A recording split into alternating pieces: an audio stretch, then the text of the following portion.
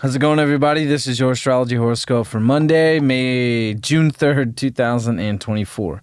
I'm astrologer Alex Skyles, and welcome to the Moonbase. Hope you guys had a great weekend. It's good to be here with all of you, as usual. This week, I will be doing sun signs. I'm back in the studio every day this week, and I think me and Frankie are going to be joining up together and going over the month of June, which I am super stoked about. So I'll let you know exactly when we are doing that. So don't forget, my reading sale is still available on my booking website, where you can find the link in the description of this video. I only have 5 slots left now before the 21st of June. So I would jump on that right away. If you want to get a reading with me, I would do so as soon as possible. So this is interesting. So today, Mercury is ingressing into Gemini. So finally, things get to speed up. Mercury in Taurus is really slow. You know, it helps us kind of step back and look at things in a more practical way, take our time, smell the roses. Now we are craving stimulation, communication, venturing out and doing new things, experiencing different environments. And we've already been feeling that build up. The Sun and Venus getting closer together, and now with Jupiter and Gemini trining Pluto, which has been really expanding our internal space on a very deep level. I've been feeling that a lot.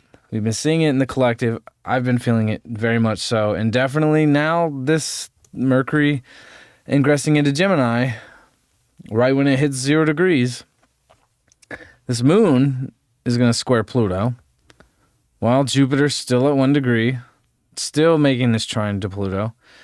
So when the moon squares Pluto, there can be some deep emotional kind of upheavals, especially in these fixed signs where we get emotionally stuck and where we feel disconnected. But I think what I'm feeling about this tension here is that this new information and these new insights and this new internal expansion and this new wisdom that we are acquiring and this new awareness, because it's all new, okay? We're in a whole new space with all these Gemini planets. Now we have 4 planets in Gemini right before this new moon.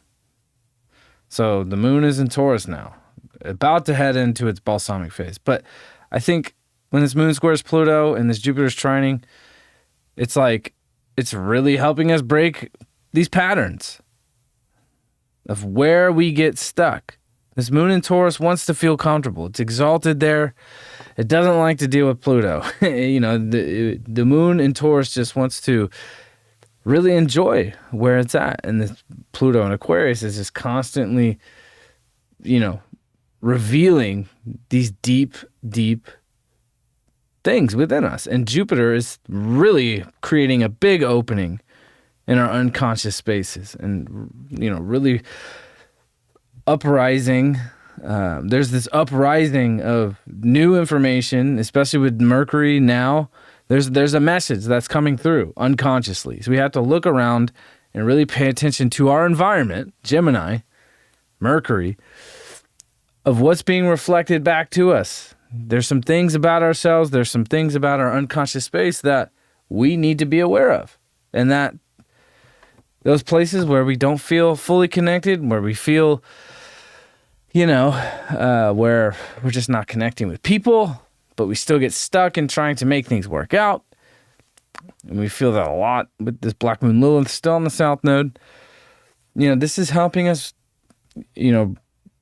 not be stuck and push forward into new territory, because this new moon is going to kick off this new love that's coming into our life, these new relationships. This new moon's going to be with Venus. The sun's on its way to square Saturn. So it is looking at our reality too of, okay, like there are many options, but what is practical? What is solid?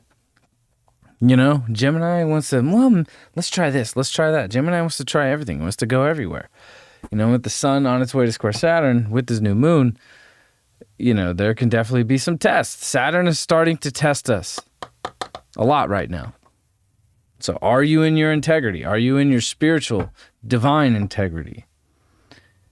Or are you living two lives in Gemini season? Are you a two-timing hoe? Just kidding.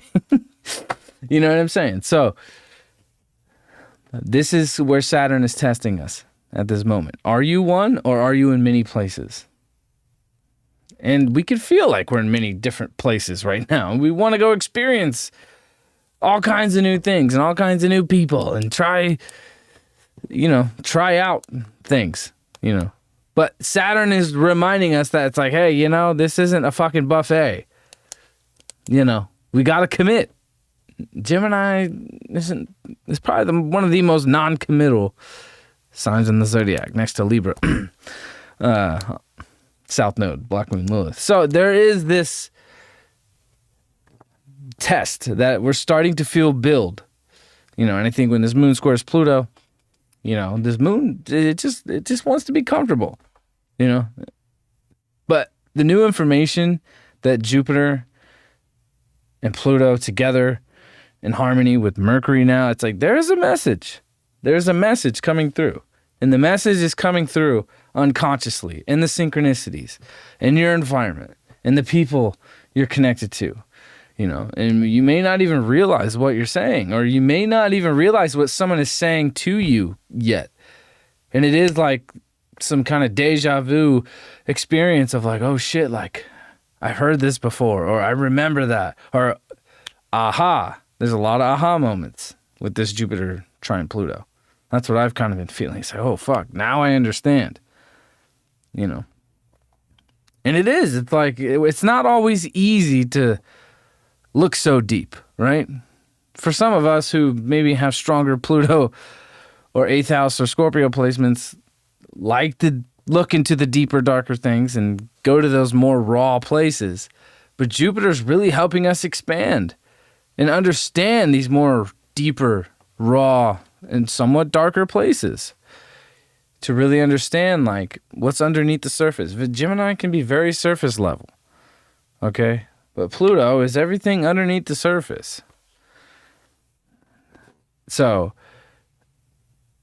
us being willing to look into those places that we don't really look, in the closet, and being able to accept the openings into those spaces that is feeding us. There's a message with Mercury now that's coming through. That's going to trine Pluto. There is a big message that we need to pay attention to over these next few days as Mercury conjuncts with Jupiter, trines Pluto. We want to be paying attention, and it's really right in front of you. When we're in Gemini season, it's all the things that are right in front of you. With Venus chasing the sun still, Venus still hasn't caught the sun. The person and the people and the relationships, or the finances or the financial partnership or the creative, it's all right in front of you, right? You don't have to look so far out right now. And Jupiter being ruled by Sagittarius, it's like we're supposed to expand outward, right? But it's a lot harder with Jupiter in its detriment than Gemini, because Gemini just wants to see, only wants to see what's right here, what's on the surface, what we can touch, and taste and feel right here, right now. Not in the future, not 3,000 miles away, right here, right now. The message that Mercury is trying to give us right now, is right in front of you. And I think on a creative level, this is very great. On a creative level right now. There's a lot of creative, potent energy with Venus and the Sun together and Jupiter trining Pluto and now Mercury. It's like, being able to channel on a deep level, really channel from that unconscious, raw, truthful space, I think could be very beneficial, not just for us as an individual to just start speaking our minds, right? But to be able to connect with people in that raw space, which isn't always easy to do, but it is when we start having positive aspects made to Pluto, where it is like that. It's like, fuck, like,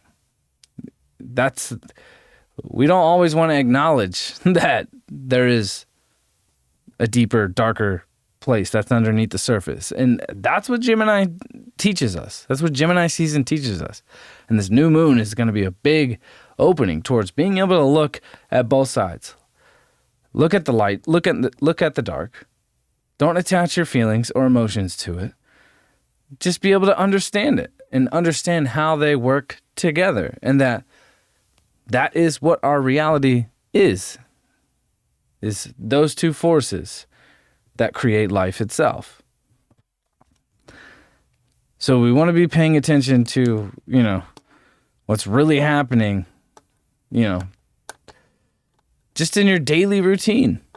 And I think as well, we're starting to find a new routine with so many crazy Uranus aspects that we just had, amazing Uranus aspects. Like, we've been kind of shocked out of these old patterns, and definitely now with Jupiter and Gemini and Pluto and Aquarius and Uranus dispositing Pluto, it's like, okay, we're being able to look at these things deeper and understand, okay, these are the changes I need to make. I need to really look at my environment and make sure that, things around me aren't, just being swept under the rug or just leaving piles of shit everywhere. This Sun square Saturn in Pisces is going to be revealing a lot of those kinds of things where it's like, fuck, you didn't see that, you didn't pay attention to that, you didn't fulfill that, or you forgot about that, you didn't pay that bill 3 months ago, and it just kind of slipped your mind, right? So Saturn's really starting to test, and there is some pressure that's being put on here as the sun is building towards a square with Saturn to this new moon. And this last new moon in Taurus we just had was one of the best new moons of the year. And this is also just as amazing of a new moon, I think, as this last new moon in Taurus that we just had. With Venus here and now Jupiter and Mercury together, trining Pluto. That's what I've been saying all year. It's like April, May, and June are the best times of the month, or the best times in 2024. So we set the foundation during Taurus season with the Jupiter-Uranus conjunction, with the Sun-Jupiter, Sun-Uranus, Venus-Jupiter conjunction. I mean, we set the foundation of like, okay, this is my value. This is what I want my reality to look like. This is what I am putting in place, and these are the things I am doing each day to manifest and create my own world. And now we're being called to branch out into new worlds, experience different things, experience different people, connect with people who aren't like you, having open, deep discussions that you wouldn't normally have, being able to channel your deepest unconscious your deepest unconscious depth that it's hard to reach. Pluto and Jupiter are helping us expand that deep place within ourselves. And maybe it is. When we're willing to connect and communicate with people and have these discussions, we learn about ourselves more. We learn about other people more, and even us initiating a discussion can help somebody else learn more about themselves. That's the thing about the unconscious, is that, we express it. We don't know when or why or how we express it. Other people see those unconscious expressions, and we reflect them back to each other. So this is a great moment to really reflect on each other, not project on each other, but reflect on each other in a positive way. Because Pluto and the 8th house and Scorpio, there's a lot of projection there too. But with these positive aspects to Pluto that we don't normally have all the time, this is helping us reflect back to one another these deeper issues, and being able to, like, on a creative level, like channeling that raw shit creatively. Like I love heavy music. It's very Pluto. It's very Scorpio. That just that raw, deep place. And for a lot of people, like when bands like Black Sabbath or even Led Zeppelin, it's not necessarily heavy metal music, but like Black Sabbath was so shocking to people But when you read those lyrics of Black Sabbath, it's just like some deep, real, raw truth. It's not about Satan or whatever. It may come across that way, or the frequency of the vibration may feel fucking dark, but it's some real deep truth, And on a collective level, we're starting to see people like really look at our reality and be like, wow, I wasn't I wasn't ready or willing to face these deep truths yet. And now what's coming up to the surface, the new information that's coming out in our reality, you can't deny the facts in Gemini season. You can't deny the facts with Mercury and Gemini and Jupiter together trining. You can't deny that. The facts are the facts in Gemini season, And with Jupiter here in Gemini, the facts lead us to truth and wisdom and higher knowledge, which is how we access our higher mind. So, there's a very important message here with Mercury now coming into Gemini today. And getting ready to conjunct Jupiter here over the next 24 hours. There's a big message for all of us to really look at our reality, look at our environment, look at the facts, look at the truth, question things, look at things from both sides. Try to understand, not just attach an emotional expression to an opinion, right? Being able to see things from both sides can help us get to a more truthful, honest place. And it's important too, especially with Venus and the Sun getting closer together and new people and new relationships developing now. It's like to have relationships, whether it's business, romance, creative partnerships, to have that rooted in the truth is the most important thing at this time. So we're just operating on the surface and just projecting this image of what you want people to see. It won't last. It won't stick it out. And definitely by the time you get to the Sun square Neptune at 29 degrees and this Sun square Saturn, being able to face our own illusions and delusions and what is fact, what is fiction, what is truth, what is non-truth, what is divine, what is,